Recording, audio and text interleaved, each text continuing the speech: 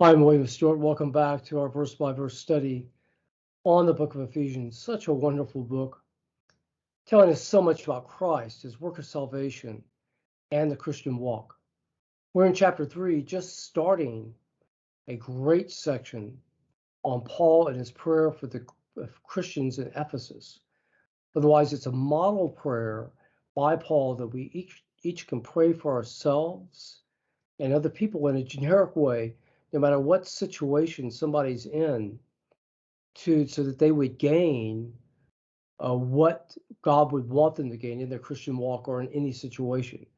Otherwise, if somebody's praying for a new job, they need prayer, you can pray for the job, but you can go to these model prayers here at the end of Ephesians 3 and at the end of Ephesians 1 and pray for the specifics that God would want them to have out of that situation.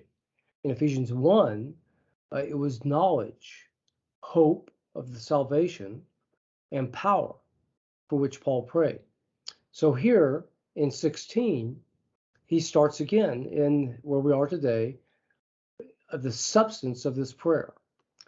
And verses 14 and 15 last time was the introduction to the prayer. So 16 says in the King James that he would grant you according to the riches of his glory to be strengthened with might by his spirit in the inner man.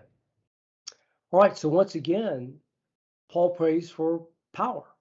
He uses two words for power this time. He used three in Ephesians 1 and a word for energy. So kratos, the verb form, and dynamis, where we get the word dynamite. Very general words for power. So once again, he says it twice in a verb and a noun. It's how the Greeks emphasize the importance of something. They're repetitious.